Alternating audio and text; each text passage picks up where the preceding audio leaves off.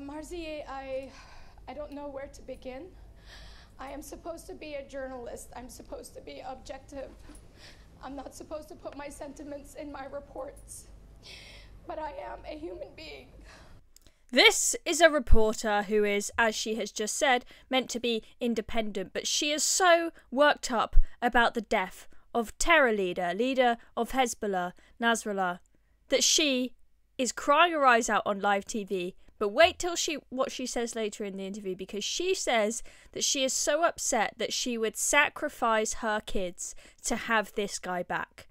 Are you serious?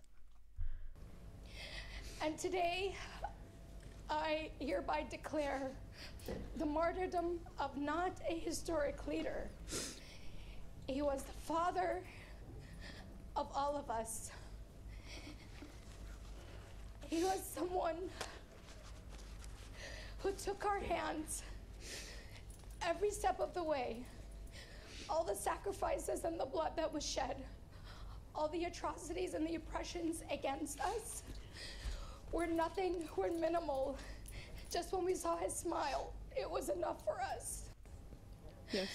And today, I as a mother, and many other mothers, they can tell you that we wish that God would take our children and bring them back.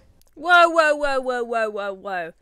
This just shows how insane the ideology is that they indoctrinate these people with.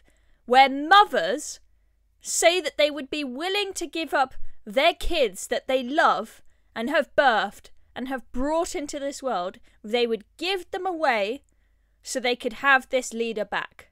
That is how insane this ideology is, right? And that is why it just shows it is so important that we extinguish it and get rid of it. And what Israel has done here is very, very important. But at the end of the day, we are faithful Muslims. And this is our path. It is the path of sacrifice. It is the path of giving. And it is the path of patience. See, the path of sacrifice. So she's saying that she's willing to give up her kids to have this guy back, right? And these terrorist organizations, be it ISIS, be it Hamas, all of these extreme Islamist extremist organizations, right? They are able to indoctrinate people to the point where they're willing to sacrifice their own lives for the sake of the cause, right? Everyone, the most basic instinct that we feel is the desire to live. We do not wish to die. If you're able to indoctrinate someone to the point where you say, yeah, you know what?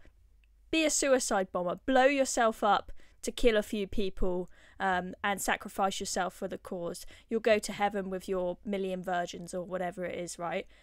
People are so indoctrinated that they believe that and they're willing to go along with that. They're willing to give up their lives, right? The fathers are willing to be but the fathers of these kids are willing to be suicide bombers and do horrendous things because they think that their kids will think that they're a hero if they do that. It's just insane, the ideologies of these terrorist organizations and how they are able to indoctrinate people. I don't know how patient we can be, but he told us and he taught us. He taught us that we need to be strong even in the weakest times. I know, Mariam. I don't know if I can handle this. I don't know what I can say. I understand, Mariam, because it is difficult. I do not care. Go ahead, Mariam. We no longer care what the people think, what the Western world thinks, and how they judge us, and how they label us. We're going to fight back stronger than ever before. Today, maybe he is, as a leader, he did not die. Sayyid Nasrallah does not die. He is still alive. He is an immortal. He is an immortal in what he was and what he continues to be and live inside each one of us. If they believe that they killed one Hassan Nasrallah, they just created hundreds of thousands of Hassan Nasrallah. Did you hear that? They just created hundreds of thousands of Hassan Nasrallah. So what is going to be really interesting to see off the back of what she said there is whether killing all of these terrorist leaders in the long run actually has much of an effect. Because when she's saying there they've created hundreds of thousands of him, right? I think what she's talking about is, you know, she's talking about how she's a mother earlier.